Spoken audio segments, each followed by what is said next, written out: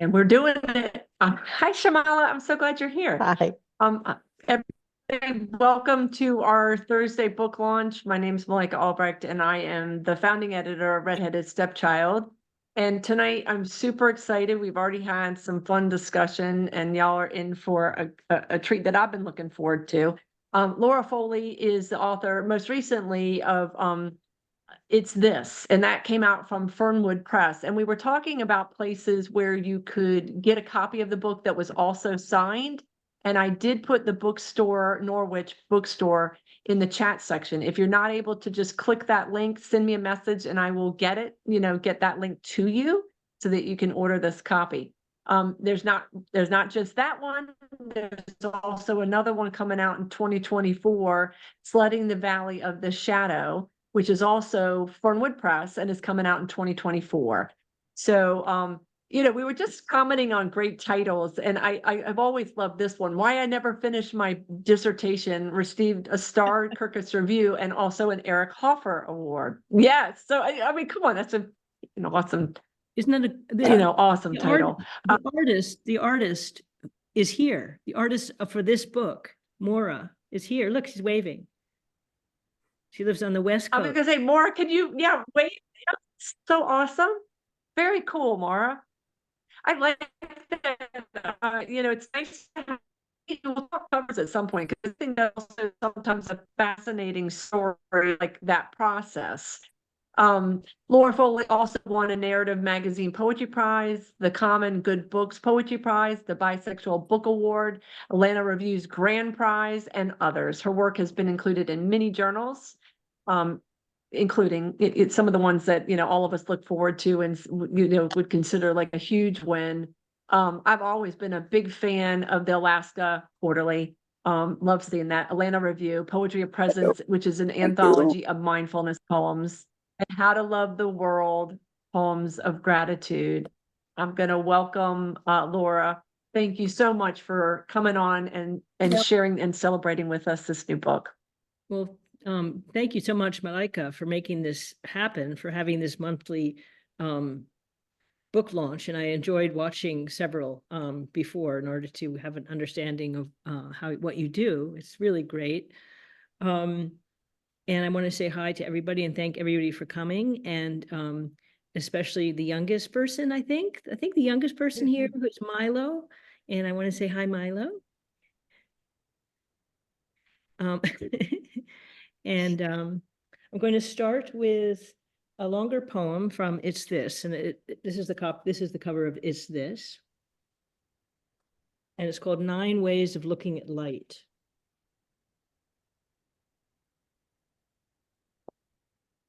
One, we moved the bed so the head faces north. A wisdom we read from India. We dislodged a ghost, her husband, who on these sheets some years ago expired. We altered the angle of our repose and sleep all night at peace entwined. We wake to morning hills, trees, a great expanse, a gentle dappled light, new to us. The patient avoids the hospital window's view, turning from snow's glare and stripped winter trees, focusing on photos of dogs, children, his hunting awards taped to the wall, all invoking home where he'd prefer to be, this large man with his bright white beard, who doesn't read much, doesn't pray, except now with me, both of us shy, until his eyes tear and his body shines from inside. No dappling leaves, but enough snow on near branches now to illuminate our window, winter light grown greater with snow's reflection. We begin it with experiment, hurling boiling water to the frozen air, watching it glitter like glass confetti, crackling in the new year. An answered wish in every shining shard. Cold wind whips snow so it swirls around our tallest pine, a halo of light circling, a frigid angel or ghost from my or someone else's past, seeking company, or just floating in the crisp winter air for the wonder of it. Not brown, not rust, but inexplicably white as bones, these remnants dry as dust recall life, crackling, as wind shivers them in barren early spring. Not one bud yet gracing it. White leaves clung through snow and ice to shine and tremble in this Sunday light. The dog shivers, wet from a late spring swim, whimpers as the wind pulls light from the pond, and we sit in shadows by the water she knows just last summer shone gold. This sip of coffee over so quickly, this guiding lighthouse in the mistless harbor, moments before the season changes, this slip of wind along the bay, a sweater saving me from chill, the precious slant of summer sun, clouds arriving to veil the light, a gentle voice of waves on stone, is this, is this, is this. I walk this foggy dawn to see the seals where they sleep beneath the scrim rain makes of rising light, to hear the music of their steady breath, a holy time before the changing of the tide.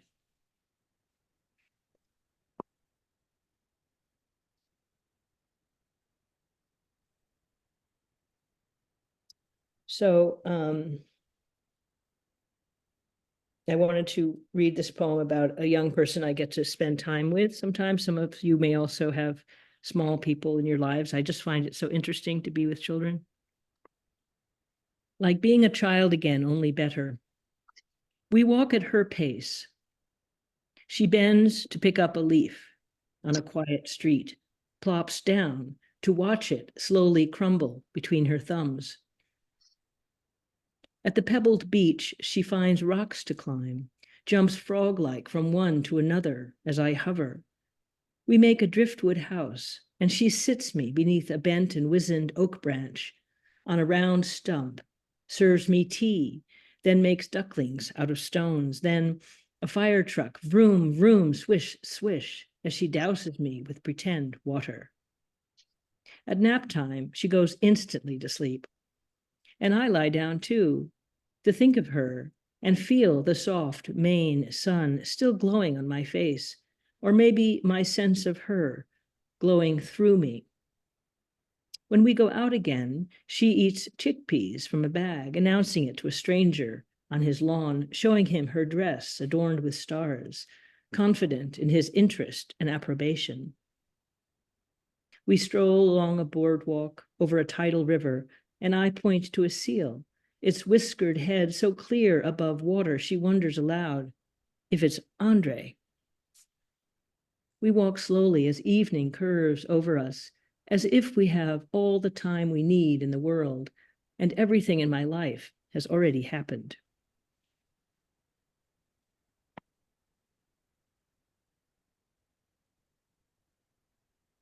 So another poem about a small person and the kind of conversations one has. Breakfast conversation. I placed her favorites, fresh raspberries, string cheese, a glass of milk in the giraffe cup, on her high chair tray. As she munches away, swinging her short legs, she asks thoughtfully, "Grandma, are you pooping?" I continue my bite of oatmeal, take a sip of coffee, respond, "No, darling. How about you?" She isn't either, as we both wonder what to say next.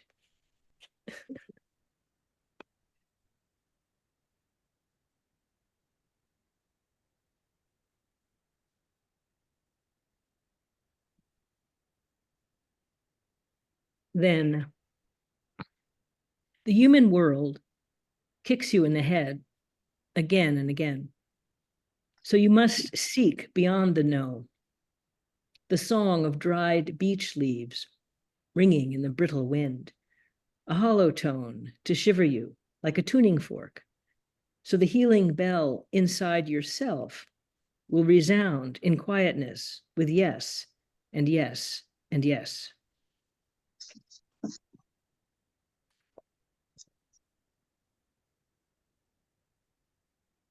So Clara, my wife Clara, and I have recently moved, and most of the poems in It's This are set in my old location, which is in Vermont, where we lived really remotely up on a hill, surrounded by a lot of trees and some cows, were our main neighbors. To see it, we need to separate, to see the life we've made, to leave our house where someone waits patiently warm beneath the sheets, to don layers of armor, sweater, coat, mittens, scarf, to stride down the frozen road, putting distance between us, this cold winter morning, to look back and see on the hilltop our life, lit from inside.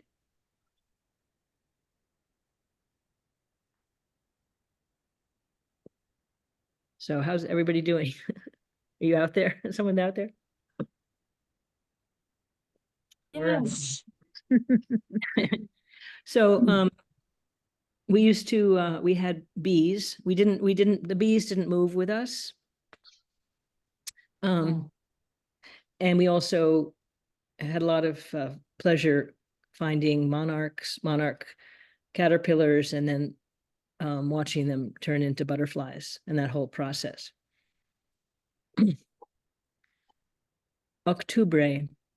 If you saw me driving in this pelting rain, you'd never guess my errand, to buy lilies from my butterfly. He'll savor the flower's aroma this cold November day, since wild blooms have faded away. Octubre lives in a screened-in cage because I couldn't let him out in last week's snow, could I? He seems content, his feet sticky against the screen, pleased to drink when I uncurl his proboscis with a toothpick, dip it in honey water, while he sucks through his trunk-like tongue. I say he because he has two spots like eyes on his hind side that indicate boy. Good for our family of two lesbians, two bitches, a shepherd and a lab, and 30,000 girl bees who spent the whole autumn dragging the hairy drones out of the hive, killing them, dumping the corpses in a heap out front. I'm just saying, it's good to have some masculine energy around here, even if it's just one monarch who hangs upside down all day and sometimes flutters his gorgeous wings.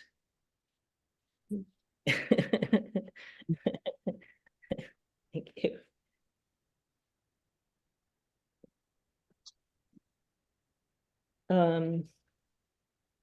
I wanted to read, so those were all from It's This. I wanted to read some of the ones from Sledding. And I also want to read one from this book, which is Everything We Need, Poems from El Camino. So Clara's from Spain. We have walked the Camino twice, 500 miles once and like 300 miles this second time, different, the Portuguese Camino and the French Camino. And this one I want to read in honor of Clara's mother, who passed away 2.5 weeks ago. Madre. As the train rumbles from side to side, as we leave the town of Clara's birth, we move into the hot, dry plain, green after recent, sweet spring rains, remembering how we sat in her mother's flat, abode of 50 years, as thunder sang its omen tones, as clouds, dark gray against still blue sky, let go their load on us, on the city, on all of Spain, a heavy rain, and how today the sky's all sun, swept clean after last night's weeping. This morning we crossed the not yet busy street as her mother leaned over the balcony, her small frame bent with age, her spine, un perro rabioso que muerde, a rabid dog she can't bite back. We and she called and waved as we turned the sunny corner, our backpacks the last she sees of us, as she turns away, closing the casement window to sit alone and think of us.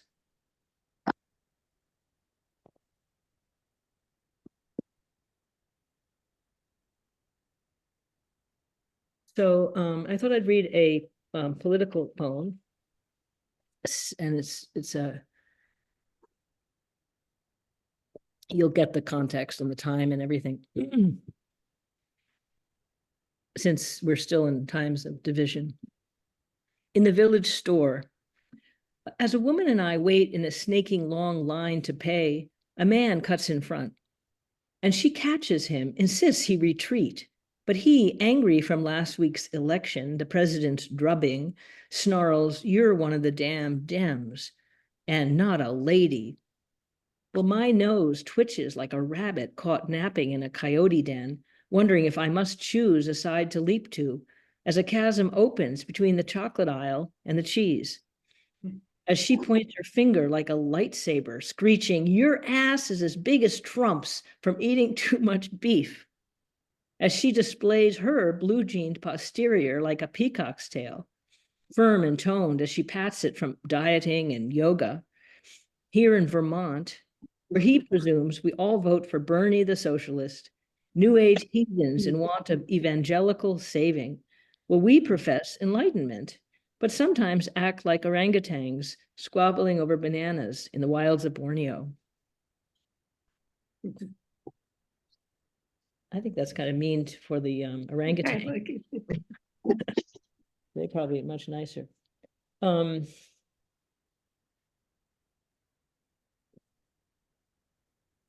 this one for Clara. Being, she worries about the roofers who haven't shown up, the excavators pulling rocks from our yard, shoring up a saggy foundation, beans in need of planting, mulching with straw, flowers requiring weeding, bags to pack for our trip. But it's spring, and it's hard to admit, but I need to sit by a stream, watch sun dazzle water, flash of a red wing over the pond, sway of new spring grasses. Like a turtle perched on a log, the painted turtle I saw just yesterday, stunned by the sun. I need to do nothing but sit under the remarkable sun.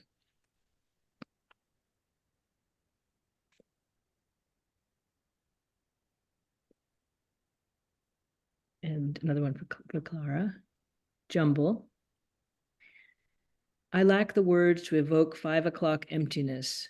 No aromas of garlic, no paprika, no sweetness of flan tempting my nose, no tomatoes fried in finest olive oil to slick my tongue, like the Spanish syllables you need to hear spoken in Madrid's highlands, where your siblings and 90-year-old mother have missed you.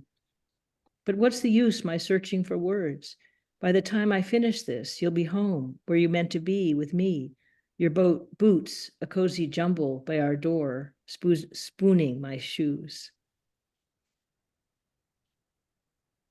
I think that's good, right? That's enough.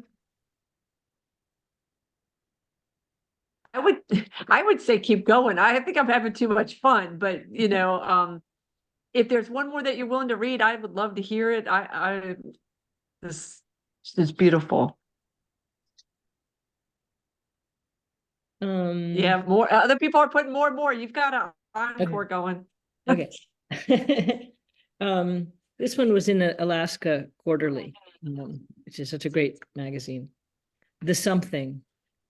Time to notice drops of dew on every fallen leaf, to draw a finger through the tiny pools of light, to watch a body's shadow casting backward on the leaves, to feel the sun's surprising heat this late October day. Time to feel the veil of something, the something that exists between me and her, invisibly pulling as I sit in sunlight, waiting for a single leaf to drop so I can catch it in mid-flight. I can feel her texting, "Please bring mushrooms. I want to make a soup for you." Just gorgeous. I think I'm just swept up in some of the beautiful language, and you're going to have fun when you see these comments. Several of us, there was like 5 of us for one line. If somebody could go back and say what that line was again. But if we want to all unmute together and just send some appreciation to Laura for a gorgeous reading. Thank you. Thank you. Always Thank a you. pleasure. Oh, Thank you so thank you. much. Thank you. Good. Beth. Thank you. Always a pleasure. So Beautiful. beautiful. I mean, the problem is none of us are going to want to read a poem after we've heard your poem. I know, right? The range was wonderful from pooping. How many poems are about pooping? To the politics, to the drones being cleaned out of the hive. It's fascinating that all of that is in one space. Hey, thank you so much. That's great feedback. Great details and images. Hmm. Am I on mute? Oh. Yeah, thank you, Jeff. Yeah, you are, Jeff. Thank you. And you're Any really other good at rhythm thoughts? you're good at the rhythm too, Laura. You Mm-hmm. know, you have a real ear for the flow of things. I just enjoyed how much love was in those poems. It was so beautiful. There's a real internal beauty in them. You know, it's, Hmm. but, and I think constructed of love, Karen, how you said that is very, very true. That's very beautiful. And also the musicality, you know, the language, so they're well crafted, they're beautiful. There's also something, to me that moves in and out, like energy between people. You seem to have like a really beautiful flow. So the poems for me like had another layer of just care and compassion and like a tenderness, a deep tenderness that I really enjoyed. And I don't think I put my finger on why it's that. It's built into the poem and it's lovely. Tangible emotions is what Pamela said. Yes, that's probably a better way to say tangible emotions that swept us into all the words. Oh, that's lovely. Thank you. Yeah. Beth. Does anybody have any questions for Laura or? Oh, I just had another compliment, I guess, to give about Laura, your attention to sound, as like I was saying, the musicality of it, but also in addition to the tenderness, there was also like so much reverence for these small and humorous moments. And I feel like that can be a feeling that feels like it has to be very serious, but it was reverent in a joyful and like funny way. And I loved it. Good. Thank you. What a lovely way to say it, Allie, because there was like also the other word that kept coming to mind was impermanence, but also like, but a beautiful just reverence. That's gorgeous. That really hits at something that I think is palpable in Laura's work and as she read. Thank you. I have a question. So I know we have, jump in, Laura, please. Okay. Laura, I'm on the West Coast now and I have been for some years, but I'm also, or I don't know if you are a native New Englander, but I'm a native New Englander. And so much of your imagery really resonated with me on a deep level, the streams and the woods and boots and snow and things like that. And I know you said you've relocated, and I'm wondering if you would like to share roughly where that might be and if the new location is influencing new work and new perspectives. That's a wonderful question. I'm not that far, a half an hour from the previous house, but it's definitely, it's the first time I've lived in almost a suburb kind of feeling, like we have actual neighbors, and one of my actual neighbors is here tonight, Jeff, right across the street. And so we can go for impromptu walks as we did today with our dogs. And Jeff is a great poet. And so we get to talk poetry stuff. So that's really fun, and we're much closer to coffee shops. So it is different. It's more trees. It's more it doesn't have the expanse. The other house was really limitless. I mean, I do miss it in some way, in a very heart kind of deep way. And I'm finding what is here. This house, I can walk to the big Connecticut River in 10 minutes and go swimming, which I have done. So it will find its way in, but I don't, I'm still figuring it out. But I love that question. Thank you. And you're also a Red Sox fan, right, Laura? Yes, I cover games and I write feature articles about the Red Sox now. Yeah. Still in you. That's awesome. A lot of torture involved. That also brings up the question of covers, since Mara is the artist for that one cover. And so is this something that Fabulous. your publisher did? That's gorgeous. Yes, the publisher, Mary Merriam of Headmistress Press, really a wonderful press. And I think she sent me a bunch of possible images, and Clara and I both loved this one. Right, Clara? Is that right? We found, or that Mary started. You would probably know more, maybe also. I don't remember that, but once we saw it, it was like, because the book is, I spent a lot of time in the Middle East, kind of. I mean, not really. I mean, Afghanistan and Pakistan, and it was all, and I was married, and the marriage was kind of, there I was being kind of masked in a way, right? So the cover was just so interesting. You look at this guy. Yeah, that's amazing. Yeah, you could just look at it for a long time. Wow. I remember one of the things you said to me, Laura, was that it spoke to a certain dystopia that was in your work, and that you were also doing some political poems in there as well, and just talking about that, just sort of not even necessarily talking about it, but referencing it visually, that kind of disorder and dark, a little bit of darkness. Yes, I remember you saying dystopia. Yeah.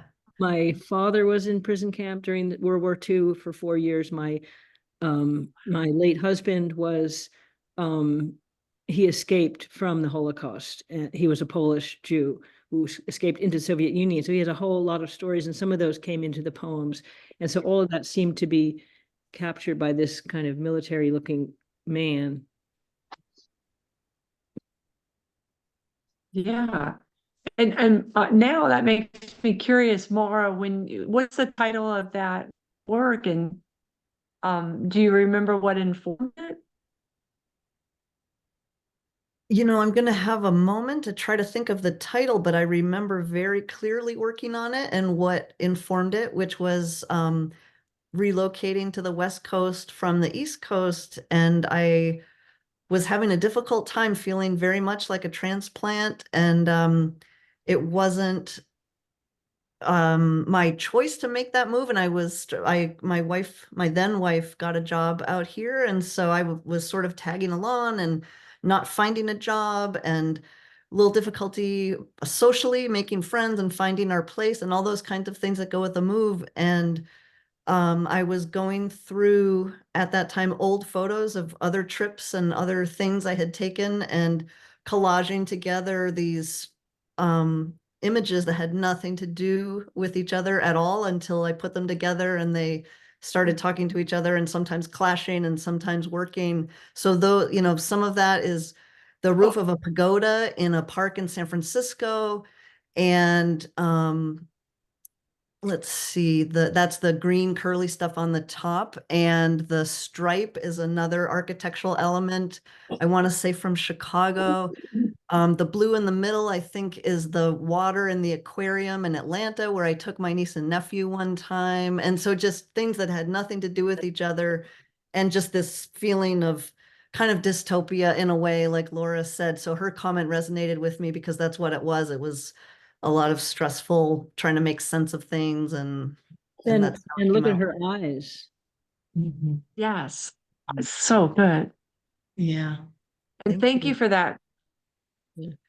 You're very welcome. Thank you for asking. More, because it's lovely to hear like how visual artists comes to approach their work, and I think it's not dissimilar from a lot of poetry, and how things that come together and then start talking to each other, and how that changes as we interact with the work, or maybe how the work interacts with us. So maybe it's a combo.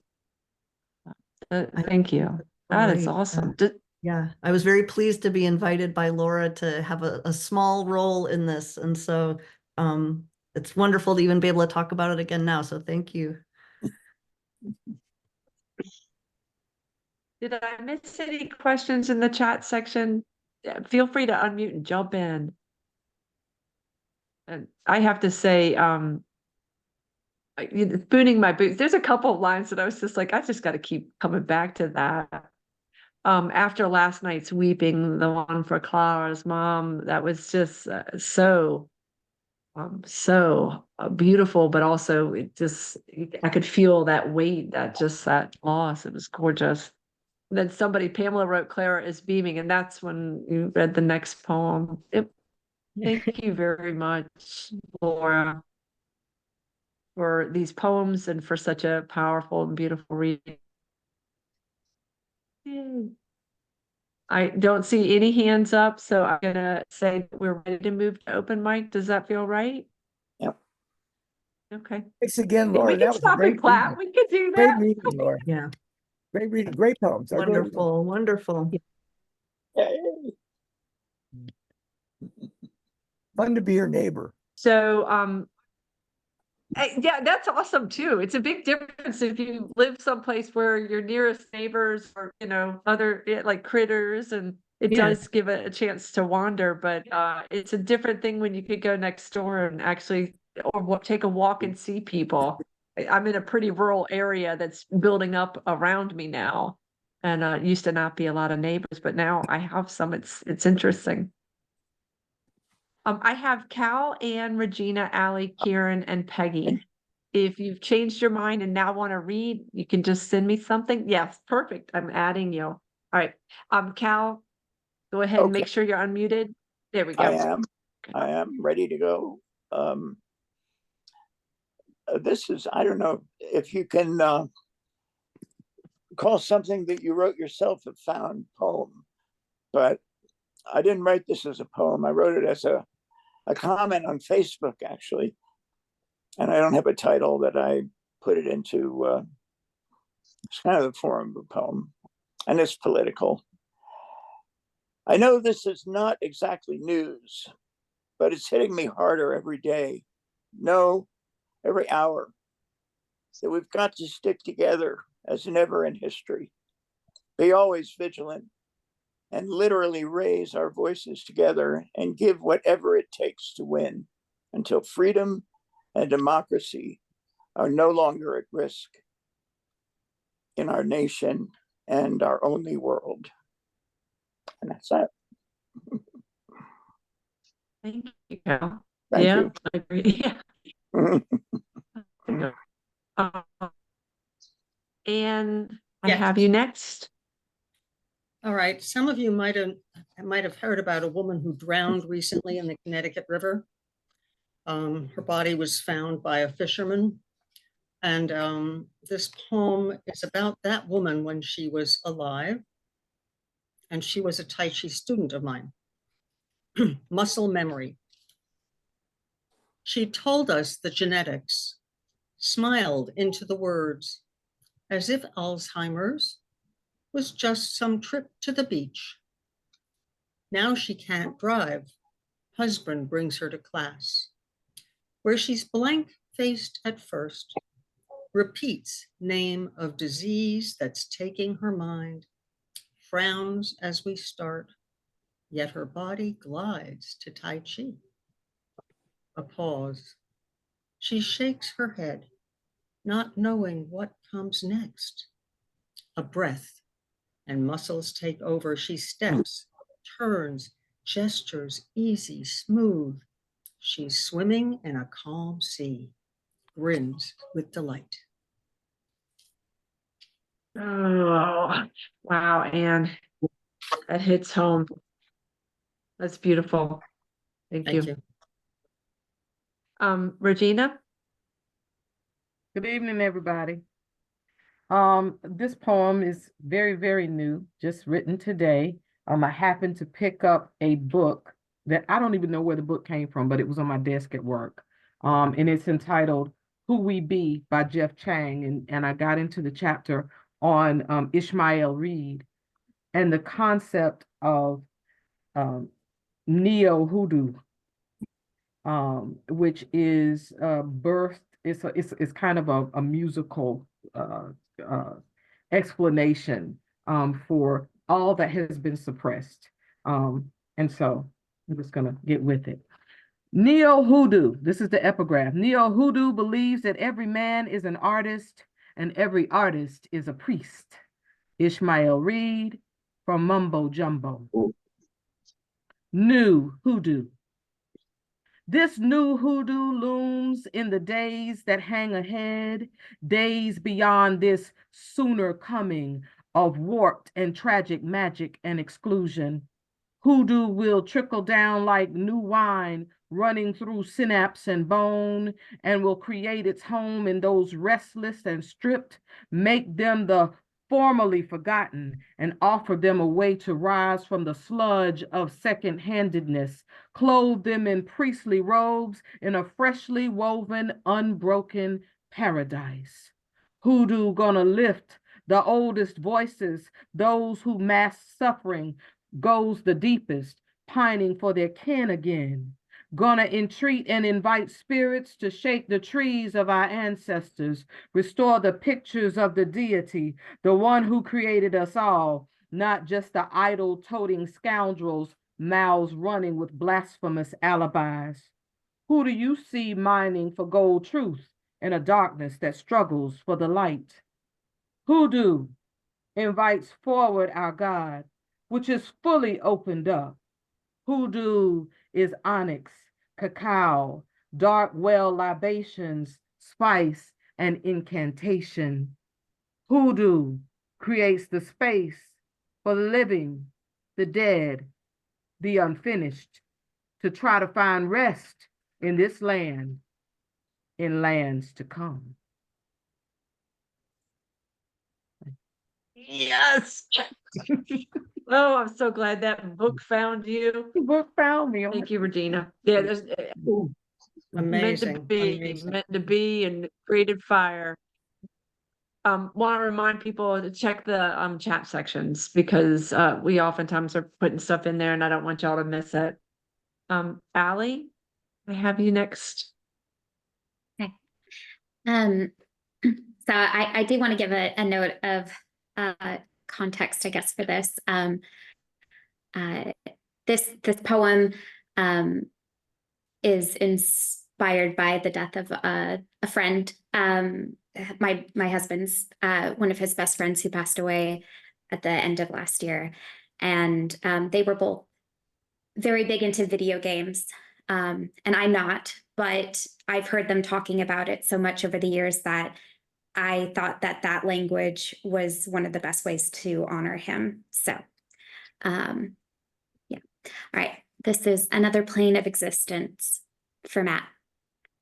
The next life defies physics, but keeps its own video game logic to a catchy 8-bit beat. You step out onto a platform, find you can't double jump, and fall into the water through cerulean bubbles emerging on a fishing pole. Caught. You're a rare find. Let's take you to the museum, add you to the collection, dismantle your parts into building blocks. You're 1 part water, 1 part bird, flying. Now, an isometric overhead shot, so when your ultimate goes off, it's in a shatter of stardust. There's a snare, rumbling of infinite regeneration. You kill, of course, but that's part of living with mosquitoes. And your health bar goes up when you eat your memories. Start again. Start again. This time it's a puzzle, a car chase, a race against your reflexes. Make the right dialogue choice. Roll for initiative. You cast Fireball and suddenly you're in a dating sim, and it's all hearts and legible feelings. It takes ages to customize your character, and it's a grind to get your agility up. So better kill the dragons and bury their bones to boost your prayer. Everything is preparation for the next fight with the best in slot gear. This is what happens after game over. It's a blip into another plane of existence. Is the theme song stuck in your head yet? You upgrade your video card, your audio drivers, you harness your minions. Everything is new game. Are you ready to start? Oh, Allie, I love that. Yep, I definitely checked the chat section. It's lit up, girl. Thank you. It's good to see you again. Karen. Headed your way. All right. This is a poem I wrote this week after going to the Museum of Modern Art's Zoom Writing Club, which if y'all have never done it, Google MoMA's Writing Club. It is so interesting. I think it's once a month. Is that right, Regina? Yeah, really, always, you never know. So this is, do I feel safe in my body? Is what I'm asked during the Museum of Modern Art's Writing Club Zoom. Do I feel safe in my body is different than do I feel safe? Throw away the key. Safe is a heavy metal box. Paint it black. There's something about a black box in my head. Secrets are there where safe has extra meanings. You can rest assured. Assured is likely to be illusion. Safe is a heavy metal box with a lock. There's always so much unlocking to do, unless you throw away the key, and then you just have a heavy metal box, or Pandora's box, or something else requiring a combination of words likely, and maybe you'll find the right words. The devil sounds like words, like a Zoom room with everyone unmuted and talking about different whatevers. Safe is different than do I feel safe? I am here, hearing. I am here, hearing. My weirdo poem. Oh, I love your weirdo poem, and I love you dearly, and that's a powerful poem. I hope you check into the chat section, Karen, because I think you're going to see, yeah, safe is different than do I feel safe. A lot of powerful words in there. Yep, the wordplay is gorgeous. Look at the chat section, my friend. Peggy, I am ready for you when you're ready. Just, oh, yeah, Yes, you're hello. unmuted. So, Peggy, hi. Can you hear me? Yes, You're indeed. cutting. Okay, good. I'm reading from Clearfield, Pennsylvania, and I write short poems in lyrical form. So I'm not sure how many are waiting to read after me, but I'd like to share a few, if that's okay. We typically do one apiece, Peggy, just to make sure that everybody Okay, has a chance. But we can okay. circle back a room if there's time, if that's okay by you. Sure. This is a poem. It's called Nora. It's a nod to the little person in my life. It says, I love to watch you as you fall asleep, rubbing your blanket against your cheek. Eyes are heavy from a day filled with play, and now it's time to drift away, where little ones go when they're fast asleep, after hearing a nursery rhyme like Little Bo Peep. A kiss on the head and a little drink. It's time to be still and fall fast asleep. That one, I won an honorable mention in, Nora. yeah, I won an honorable mention in 2023 from the PA Poetry Society for that one. I'm proud of that. I love, and as you should be. That was very beautiful. So we have two more people, but we'll come back around, Peggy, if that works out. Okay. Thank you so Sure. much for reading, and that was Thank gorgeous. you. I love the sound of it. It felt like rocking. Oh, And thank with you. the E is the next. Yeah. And without an E, I'm asking you to unmute. Thank you. When you're ready. Unmute. Okay. Hi. Glad you're here. Yeah, thank you. I wasn't going to, anyway, this is a fairly new poem of mine, and so it's still in process. You know, I changed it to the first person. I wrote it in third person because I didn't want to be identified with it. But somebody, another poet I respect, she suggested I write it I change it to first person. I mean, it is a first person account. So I'll begin with that. It's titled The Wound Dresser. I came across a book of poetry, somebody who had read Walt Whitman's writings about working in a hospital, and one titled The Wound Dresser. So I thought I would try my own. I had a lot of wound dressing. Watching it. The wound dresser. Wedged between the wall and bedroom nightstand, I was found alive, barely, severely injured. Months later, a freshly debrided wound, so raw it looks like steak. Oxygen-rich red blood bathed my wound as it is packed so tight so no air is trapped and becomes infected. Surgeon's thick fingers pack the wound deep. Wet to dry packing goes in damp and then is removed, scraping the sides, raw. Packing needs frequent change for cleanliness and healing. I freeze against the packing as it is removed, freeze against the surgeon's touch, squirm to change position, try to avoid pain, finally failing to hold it in, like all women who hold the pain of the world. I scream, and another scream, sheer pain, again and again, unacceptable pain as surgeon pulls and tugs to remove the packing. Look, one says, holding what looks up like a supersized damp tampon. Beams a smile saying, I got all of this out on one last tug. I am a wounded one trying to heal. Let out a blood-curdling scream. Louder, perhaps, than preceded my beautiful male child decades ago.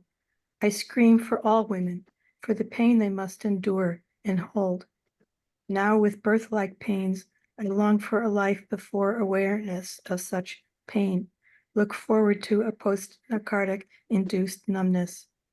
How much is this pain needed, I ask. Doctors suggest sometimes bandage change routines are done in the OR. Must balance anesthesia or pain. I, wounded woman, wait for the wound care nurses. They talk, laugh, gain trust, damping the packing, and proceed to spray, one spray at a time. Even the spray hurts. And they remove the outer dressing, dampen the packing, tug slightly, dampen again, IV narcotic injected. Spray to soften the packing. I, wounded woman, whimper under a narcotic haze. Nurses say even that kind of pain is not good for healing.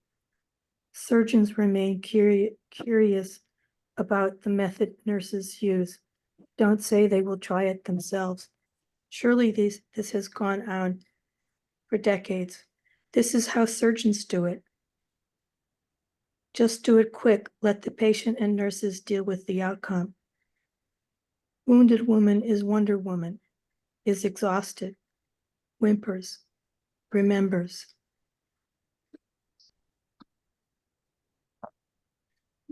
Wow, and I great have nerve damage in my face from, so I stumble over words. It's hard to talk. I thought you did an amazing job, and I wanted to say, I think we would echo your wounded woman is Wonder Woman. I love the beautiful repetition of W's, which is a very haunting sound, right? And I think that's very powerful how the word choices echo that kind of cry, that whimper. So powerful job, Anne. Thank you. Thank you. I have Shamala. Did I miss you? Or did you say no reading tonight? It's possible I just made an error. So Chrissy, No, if you do want to read, just say a message. And Shamala, I'm coming to you. Okay, Chrissy said no. Okay. And I'm wonderstruck that you could take something so hard and so painful and create something that remembers half the human race. Thank you. That's power. Thank you. Thank you for saying that. This is called Fish Lantern. And before I read it, I want to say the image and the idea is from something that got embedded inside me when I was about 5. So, Fish Lantern. An ekphrastic conflating the Lantern Festival on the 15th day of the Lunar New Year with the Feast of Hungry Ghosts. Is it even art, this lantern? I remember staring at it and not even looking where I'm walking in the dark, in a line of children in the dark, all calling ghosts. Then a line of children at the airport, then scattered, ghosts themselves, diaspora, lost, haunted, haunting, looking for that light of home, that glowing fish, or other lanterns lost. Numinous also, every other memory of home, light in unknown, ununderstandable landscapes. Is this sad? No. To carry a lantern inside one's heart isn't sad.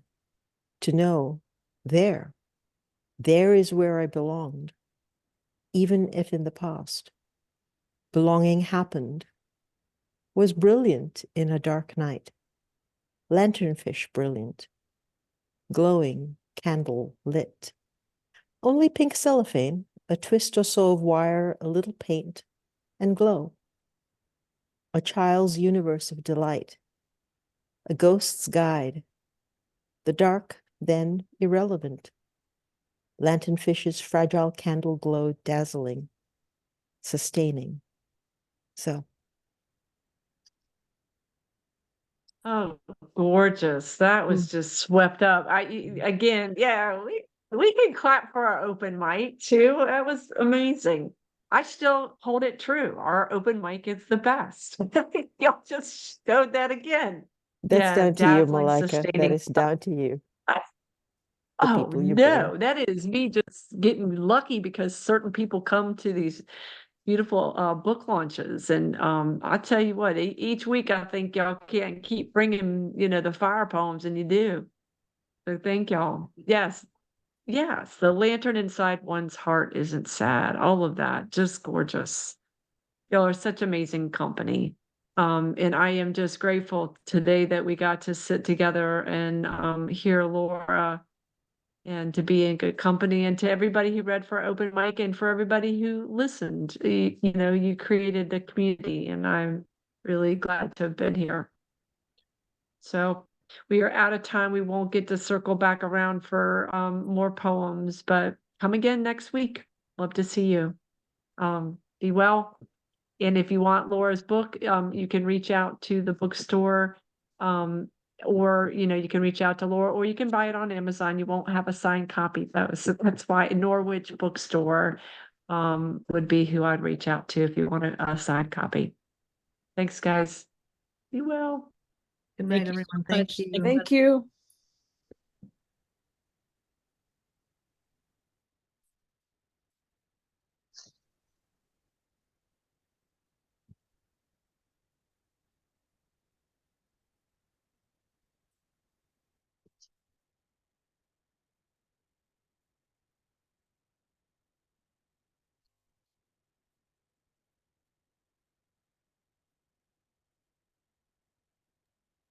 Sorry, I was trying to save the chat just to read it. I didn't read it all. And I couldn't get it saved.